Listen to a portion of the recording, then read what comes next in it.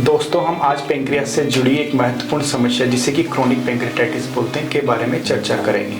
Chronic pancreatitis मतलब pancreas में लंबे समय से सूजन का होना। अब जानते हैं क्रोनिक पेंक्रेटाइटिस के क्या क्या कारण हो सकते हैं। अधिकतर क्रोनिक पेंक्रेटाइटिस एक्सेस अल्कोहल के कंजप्शन से होती है, बट समटाइम्स ये हेरिडिटरी कारणों की वजह से भी हो सकती है। कुछ केसेस में पेंक्रियाटिक ट्यूमर्स और पेंक्रियाटिक इन्फेक्शन भी क्रोनिक पेंक्रेटाइटिस को जन्म देते हैं। अब हम जानते हैं क्रोनिक पेंक्रेटाइटिस कैसे होती है। Because of inflammatory process in the pancreas, के पेंक्रियाट की सेल्स डैमेज हो जाती है और पेंक्रियाट का जूस है वो गाढ़ा हो जाता है। ये जूस कैल्शियम और प्रोटीन से मिलकर स्टोन बना देते हैं और स्टोन पेंक्रियाटिक डक्ट में इकट्ठे होने लगते हैं और पेंक्रियाटिक जूस के बहाव को रोकते हैं, जिससे कि पेंक्रियाटिक डक्ट चौड़ी हो जाती है और पेंक्रियाटिक जूस पेंक्रियाज में रिलीज होते हैं और पेंक्रियाज को फर्दर डैमेज करते हैं। अब हम जानते हैं कि इसकी वजह से क्या क्या सिम्टम्स आ सकते हैं। क्रोनिक पेंक्रेटाइटिस के पेशेंट के अंदर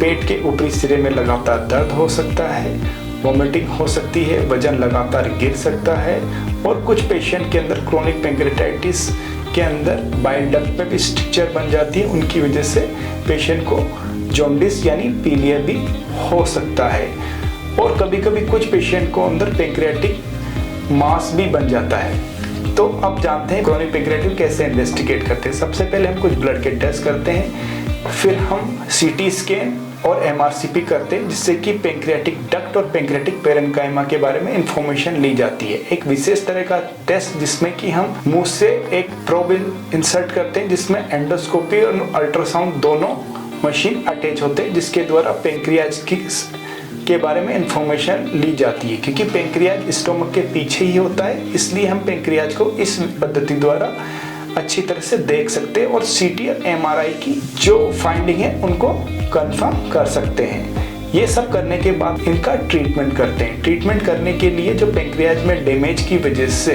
जो डायबिटीज हुई है और पेंक्रियाटिक जो जूस है वो इंटेस्टाइन में नहीं रिलीज हो पा रहा, उसके लिए हम पेंक्रियाटिक एंजाइम सप्लीमेंट देते हैं, जिससे कि हम पेंक्रियाटिक एक्सोक्राइन इनसफिशिएंसी और डायबिटीज को थोड़ा बहुत कंट्रोल कर सकते हैं। इसके बाद में यदि पेंक्रियाटिक डक्ट के अंदर कोई स्टोन फंसा है या स्ट्रक्चर है तो हम उसके लिए ईआरसीपी करते हैं। ईआरसीपी करने के टाइम हम वहाँ एक स्टेंट डालते हैं, जिससे कि वहाँ रुकावट को दूर किया जा सकता है। बड़े स्टोन को हम पहले तोड़ते हैं, या तो हम उनको शॉक वेव लिथोट्रिप्सी देते हैं या लेजर लिथोट्रिप्सी द्वारा छोटे छोटे पार्टिकल में कन्वर्ट किया जाता है। फिर इन पार्टिकल को ईआरसीपी द्वारा इंटेस्टाइन में रिलीज कर दिया जाता है और फिर स्टेंट पेंक्रियाटिक डक्ट में डाल दिया जाता है।